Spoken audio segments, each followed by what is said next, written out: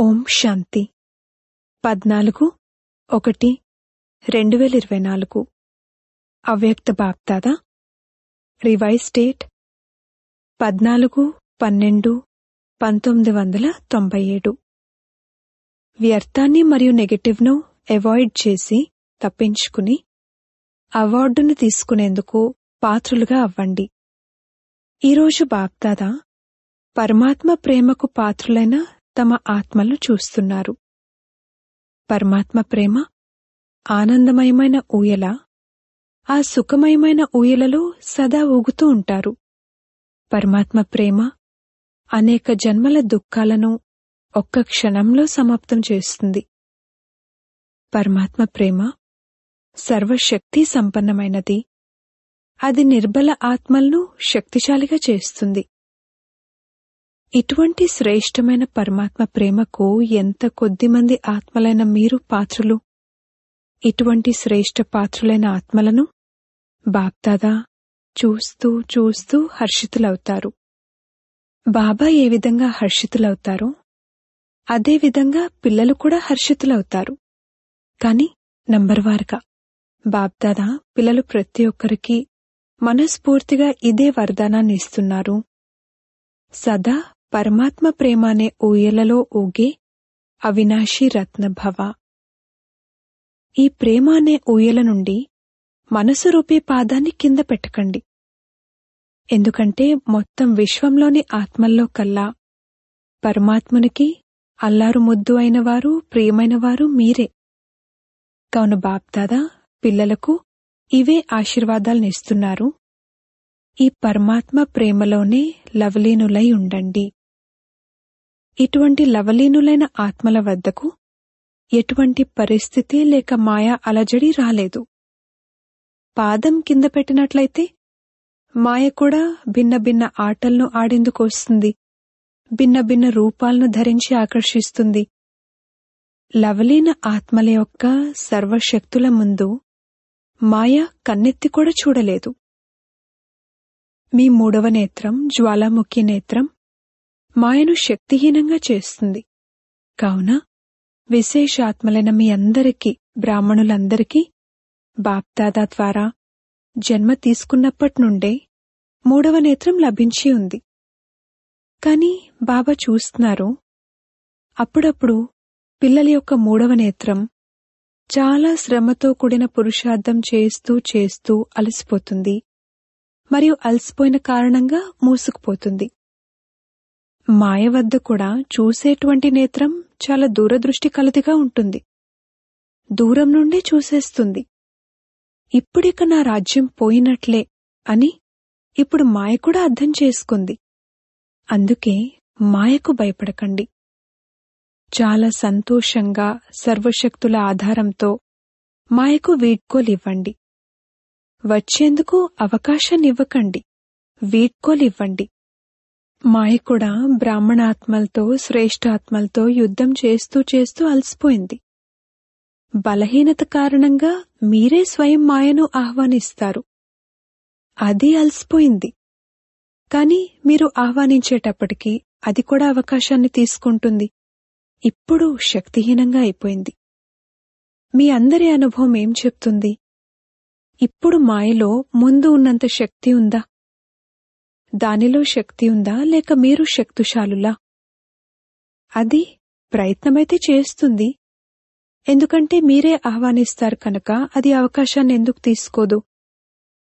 బలహీనులుగా ఎందుకవుతారు? బాబా అడుగుతున్న ప్రశ్న ఏమిటంటే, మీరు మాస్టర్ సర్వశక్తివంతులా కాదా? అందరూ మాస్టర్ సర్వశక్తివంతులేనా? అప్పుడప్పుడు సర్వశక్తివంతులా లేక సదా సర్వశక్తివంతులా? మీరెవరు? సదా శక్తిశాలులా?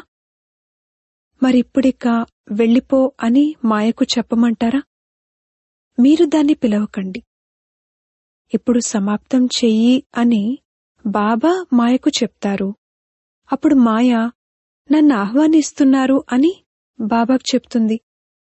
మరి బాబా ఏం చేయాలి? ఒకవేళ ఏ రకమైన బలహీనతైనా మనసులోనైనా, మాటల్లోనైనా లేక సంబంధ సంపర్కంలోనైనా వస్తే అది మాయను ఆహ్వానించడమని అర్థం చేసుకోండి. దానికి కూడా ఆహ్వానపు వైబ్రేషన్లు చాలా త్వరగా చేరుకుంటాయి. ఈ మహా ఉత్సవాన్నైతే చాలా బాగా జరుపుకుంటున్నారు. కాని ఉత్సాహం సదా ఉండాలి. అందుకే ఉత్సవాన్ని జరుపుకుంటున్నారు. ఈ సంవత్సరం చాలా ఉత్సవాలను జరుపుకుంటున్నారు కదా. ఈ గ్రూప్లో ఈశ్వరీయ సేవలో ఆదిరత్నాలైన సోదరుల యొక్క సన్మాన సమారోహాన్ని మరియు టీచర్ అక్కేల సిల్వర్ జూబ్లీ కార్యక్రమాన్ని ఏర్పాటు చేయడం జరిగింది. ప్రతి గ్రూప్లో ఉత్సవాన్ని జరుపుకుంటున్నారు కావున బాప్దాదా ఈ సంవత్సరం ఉత్సవాన్ని జరుపుకోవటం అనగా మాయకు వీడ్కోలివ్వడమని భావిస్తారు. కేవలం గోల్డెన్ చున్నీని వేసుకుని కూర్చోటం కాదు. గోల్డెన్ చున్నీని ధరించడమంటే గోల్డెన్ యుగానికి చెందినవారుగా అవ్వటం. దృశ్యమైతే చాలా మంచిగా అనిపిస్తుంది. కాని సదా గోల్డెన్ స్థితి అనే చున్నీని ధరించి ఉండాలి. అలా కాకుండా చున్నీని తీశారు, ఉత్సవం పూర్తయింది, మళ్లీ అలా ఉన్నవారు అలానే ఉండిపోవటం కాదు. ఇది ఉత్సాహాన్ని కలిగించే ఫంక్షన్. కావున ఎవరైతే ఉత్సవాన్ని జరుపుకున్నారో లేక జరుపుకోటానికి వచ్చారో వారి చేతులెత్తండి. బాప్దాదా సంతోషిస్తున్నారు. బాగా జరుపుకోండి. కాని జరుపుకోవటం అనగా తయారవ్వటం మరియు తయారు చేయటం. ఉత్సవాన్ని జరుపుకునే సమయంలో మీకు మీరు ఈ విషయాన్ని అండర్లైన్ చేసుకోండి. సదా స్మృతి మరియు సేవ యొక్క ఉత్సాహంలో ఉండే ఆత్మను. బాప్దాదాకు కూడా దృశ్యం మంచిగా అనిపిస్తుంది. కనుక ఈ సంవత్సరాన్ని బాప్దాదా మాయకు వీడ్కోలిచ్చే సంవత్సరంగా జరపాలని కోరుకుంటున్నారు. మరి ఇటువంటి ఉత్సవాన్ని జరుపుకుంటారు కదా.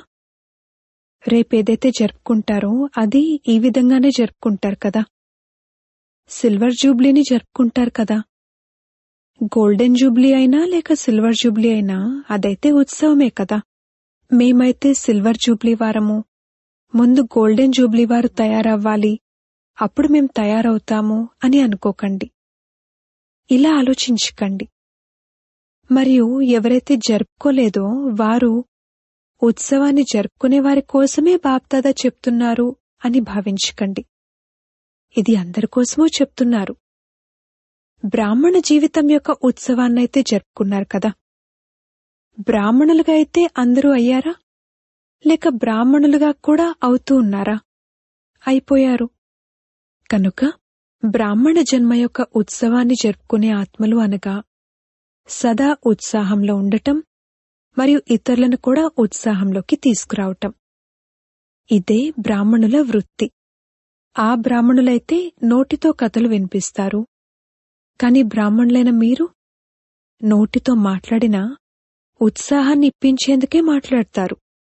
అవతలివారు ఎటువంటి ఆత్మైనా సరే, మీ విరోధి అయినా సరే.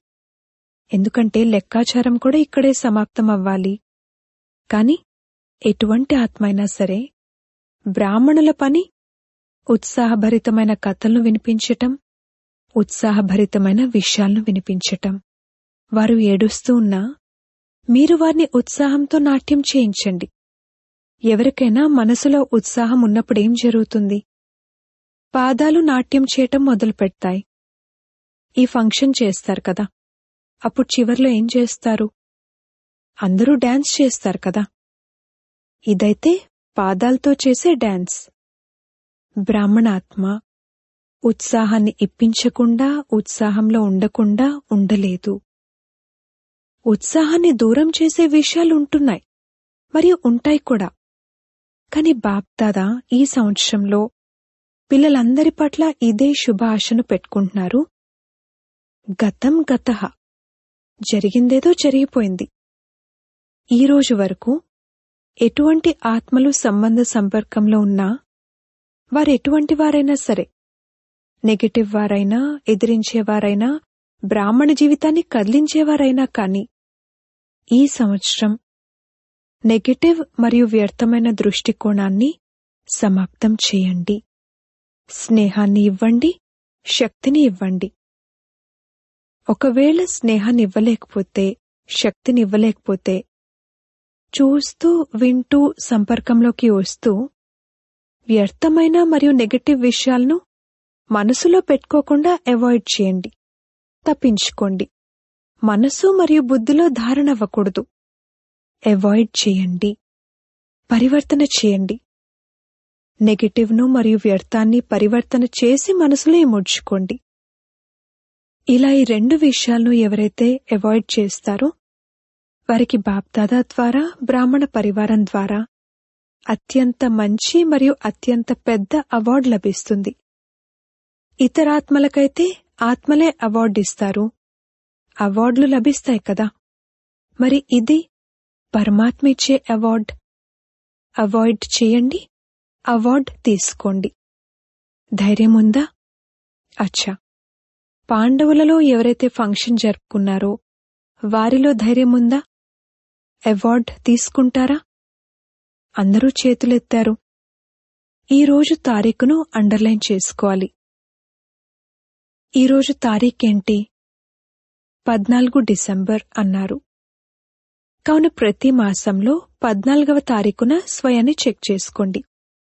అచ్చా, సిల్వర్ జూబ్లీ వారెవరైతే అవార్డు తీసుకుంటామని భావిస్తున్నారో వారు చేతులెత్తండి. ఇతరులను చూసి చేతులెత్తకండి. సిగ్గుగా అనిపిస్తుందని చేతులెత్తకండి. బాప్దాదా అవకాశాన్ని ఇస్తున్నారు. ఒకవేళ ఎవరిలోనైనా ధైర్యం లేకపోతే ఎత్తకండి, ఏం పర్వాలేదు. బాప్దాదా ఇంకా ఎక్కువ సకాశిస్తారు, వేరే ఏమీ కాదు. ఇంకా కొంచెం ధైర్యం కావాలి అని అనుకునేవారెవరైనా ఉన్నారా? సిల్వర్ జూబ్లీ చేసుకున్న టీచర్లెవరైనా అలా ఉన్నారా? సరే, ఇక్కడ చేతులు ఎత్తకపోయినా సిగ్గుగా అనిపిస్తుంటే తర్వాత రాసివ్వండి. ఫంక్షన్ జరుపుకునేటప్పుడు రాసివ్వండి. ఒకవేళ మాకు ఎక్స్ట్రా ధైర్యం కావాలి అని అనిపిస్తే దానికోసం విశేషంగా ట్యూషన్ పెడతాము. ఎవరైతే చదువులో బలహీనంగా ఉంటారో వారికేం చేస్తారు? ట్యూషన్ పెడతారు కదా. అచ్చా, మధుబన్ వారు చేతులెత్తండి, నిలబడండి. మధుబన్ వారు అవకాశాన్ని బాగా తీసుకుంటారు. అచ్చా, మధుబన్ వారు అవార్డు తీసుకుంటారా? అందరూ చేతులెత్తారా? ట్యూషన్ అవసరం లేదా? ధైర్యవంతులు. అచ్చా, బాబ్దాదా లెక్క తీసుకుంటారు. మధుబన్ వారికి అభినందనలు. ఈ సంవత్సరం వీడ్కోలు మరియు అభినందనలకు చెందింది.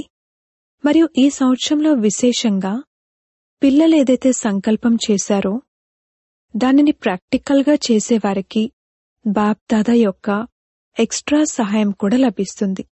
కేవలం దృఢంగా ఉండండి.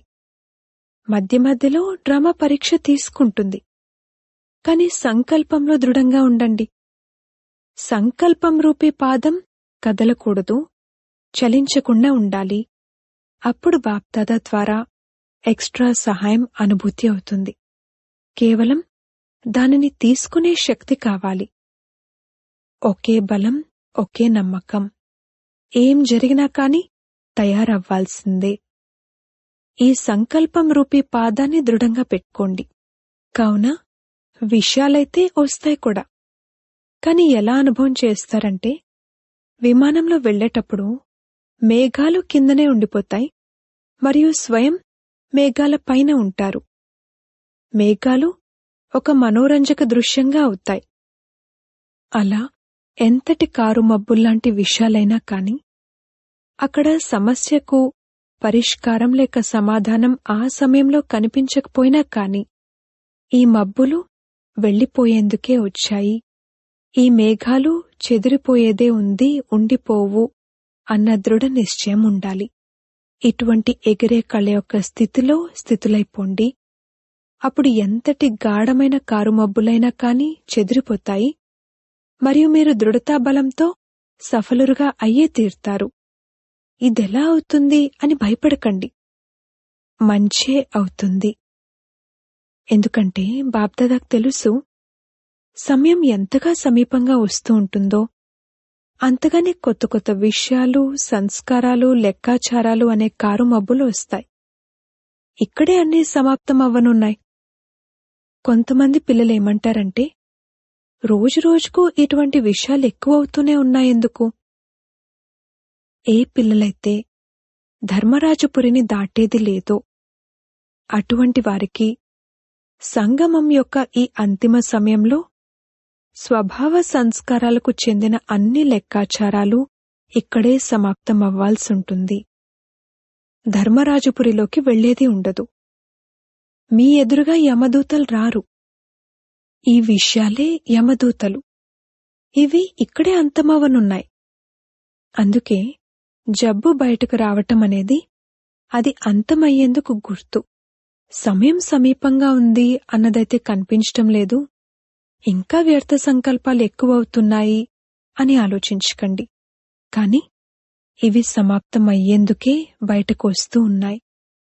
వాటి పని రావటం, మరియు మీ పని ఎగిరే కళ ద్వారా, సకాష్ ద్వారా పరివర్తన చేయటం. భయపడకండి. కొంతమంది పిల్లల విశేషత ఏంటంటే బయటకు భయపడటం కనిపించదు, కాని లోపల మనసు భయపడుతూ ఉంటుంది. బయటకేమో లేదు ఏం లేదు, ఇలా అయితే జరుగుతూనే ఉంటుంది అనంటారు. కాని లోపల దాని సెగ ఉంటుంది.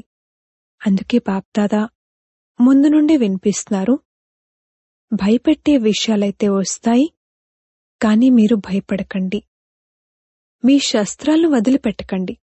ఎవరైతే భయపడతారో భయపడినప్పుడు వారి చేతిలోని వస్తువులు జారి కింద పడిపోతాయి.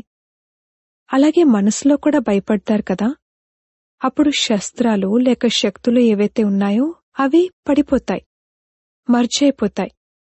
అందుకే భయపడకండి. మీకు ముందు నుండే తెలుసు. త్రికాలదర్శులుగా అవ్వండి, నిర్భయులుగా అవ్వండి. బ్రాహ్మణులు పరస్పర సంబంధాలలో నిర్భయులుగా అవ్వద్దు. మాయ విషయంలో నిర్భయులుగా అవ్వండి. సంబంధాలలోనైతే స్నేహం మరియు నిర్మాణత ఉండాలి. ఎవరు ఎలా ఉన్నా సరే మీరు మనస్ఫూర్తిగా స్నేహాన్నివ్వండి, శుభభావననివ్వండి, దయ చూపించండి. నిర్మాణులుగా అయి వారిని ముందుంచి ఉన్నతిలోకి తీసుకువెళ్ళండి. దీనినే కారణం రూపీ నెగటివ్ను సమాధానం రూపీ పాజిటివ్గా చేయటమనంటారు. ఈ కారణం, ఈ కారణం, ఈ కారణం, కారణం లేక సమస్యను పాజిటివ్ సమాధానంగా చేయండి. బాప్దాదాకు ఒక విషయంలో అప్పుడప్పుడు నవ్వొస్తూ ఉంటుంది. అదే విషయమో తెలుసా? ఒకవైపేమో ఛాలెంజ్ చేస్తారు, బాబా మేం ప్రకృతి జీతులుగా అవుతాము, ప్రకృతిని కూడా పరివర్తన చేస్తాము ఇలా అంటారు కదా, ప్రకృతిని మారుస్తారు కదా. ఇలా ఛాలెంజ్ చేసేవారు ప్రకృతిని పరివర్తన చేయగలరు. కాని సంబంధ సంపర్కాల్లో ఏవైనా విషయాలు వస్తే వాటిని సమాధానపరచలేకపోతారు, పరివర్తన చేయలేకపోతారు. ఇది నవ్వొచ్చే విషయం కదా.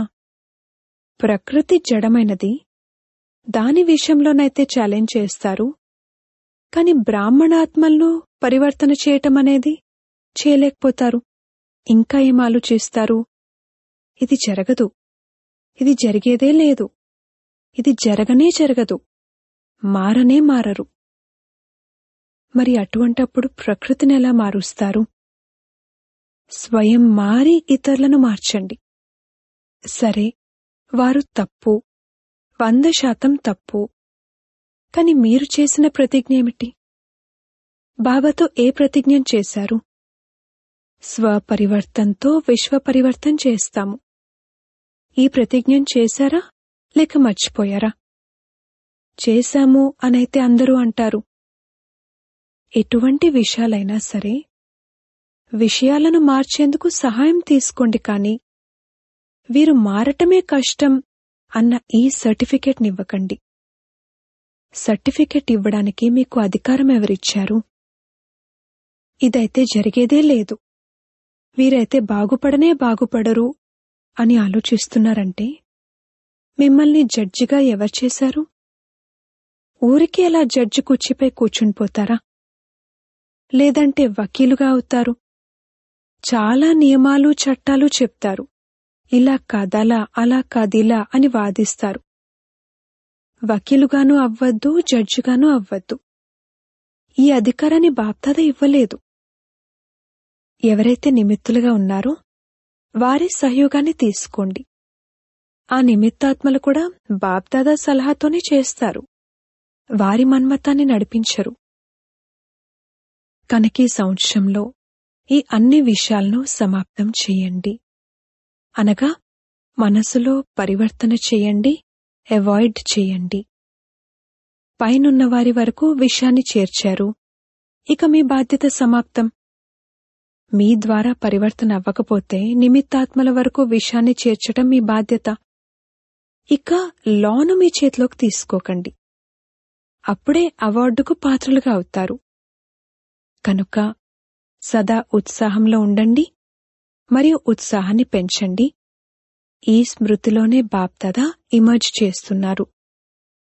ఎప్పుడైతే స్వయం ఉత్సాహంలో ఉంటారో అప్పుడు అందరి చేతులను చేతిలోకి తీసుకుని, అనగా మనసులోని స్నేహమనే చేతితో చేతిని కలిపి నాట్యం చేస్తారు, సంతోషంగా ఉంటారు. స్థూలమైన చెయ్యి కాదు, మనసుతో స్నేహమనే సహయోగం యొక్క చెయ్యి. దీనినే చేతితో చేతిని కలపటమనంటారు.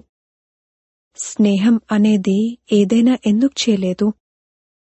అంతేకాక ఇది పరమాత్మ స్నేహం, పరమాత్మ ప్రేమ. ఇది చేయలేనిదేముంది? అసంభవం అనేది బ్రాహ్మణుల డిక్షనరీలో లేనేలేదు. ఉత్సాహం కలవారు ఎప్పుడు ఏ విషయంలోనూ నిరాశకు, దుఃఖానికి లోనవ్వరు. అచ్చా, నలువైపులా ఉన్న పరమాత్మ ప్రేమనే సుఖమయ ఆనందమయ ఊయలలో ఊగే లక్కీ మరియు లవ్లీ ఆత్మలకు, సదా దృఢ సంకల్పం ద్వారా సమాధాన స్వరూపులైన శ్రేష్ఠాత్మలకు, సదా పరమాత్మ ఇచ్చే అవార్డును తీసుకునేందుకు పాత్రులైన హీరో పాత్రధారి ఆత్మలకు, సదా బాప్దాదా యొక్క పాలనకు రిటర్న్ ఇచ్చే బాబా హృదయ సింహాసనాధికారి ఆత్మలకు, బాప్దాదా యొక్క పదమాగుణాల కోటాను కోట్ల కంటే కూడా ఎక్కువ ప్రియస్మృతులు మరియు నమస్తే. వరదానము: పవిత్రతా రాయల్టీ ద్వారా శ్రేష్ఠ జీవితపు మెరుపును చూపించే విశేషత సంపన్న భవ. బ్రాహ్మణ జీవితం యొక్క విశేషత పవిత్రతా రాయల్టీ. ఏ విధంగా రాయల్ కుటుంబానికి చెందిన వారి ముఖం మరియు నడవడిక ద్వారా వీరేదో రాయల్ కులానికి చెందినవారు అని ఎలాగైతే తెలుస్తుందో, అదేవిధంగా బ్రాహ్మణ జీవితపు పరిశీలన పవిత్రతా మెరుపు ద్వారా జరుగుతుంది. ఎప్పుడైతే సంకల్పంలో కూడా అపవిత్రత యొక్క నామరూపాలుండవో అప్పుడే పవిత్రత యొక్క మెరుపు అనేది నడవడిక మరియు ముఖం ద్వారా కనిపిస్తుంది. పవిత్రత అంటే కేవలం బ్రహ్మచర్య వ్రతం మాత్రమే కాదు, కాని ఎటువంటి వికారం అనగా అశుద్ధత యొక్క ప్రభావం ఉండకూడదు. అప్పుడు విశేషత సంపన్న బ్రాహ్మణాత్మ అనంటారు. స్లోగన్: ఎవరైతే స్వదర్శనం చేసుకుంటారో వారే సదా ప్రసన్నచిత్తులుగా సర్వప్రాప్తులకు అధికారులుగా ఉంటారు. అవ్యక్తి సైలెన్స్ ద్వారా డబల్ లైట్ ఫరిష్తా స్థితిని అనుభవం చేయండి. సాకార రూపంలో ఎలా అయితే ఒక డ్రెస్ను మార్చుకుని మరొక డ్రెస్ను వేసుకుంటారో అలా సాకార స్వరూపపు స్మృతిని వదిలి ఆకారీ ఫరిష్తా స్వరూపులుగా అవ్వండి. ఫరిష్తా తనపు డ్రెస్ను క్షణంలో ధరించండి. ఈ అభ్యాసం బహుకాలంగా ఉండాలి. అప్పుడు అంతిమ సమయంలో పాస్ అవ్వగలరు. ఓం శాంతి.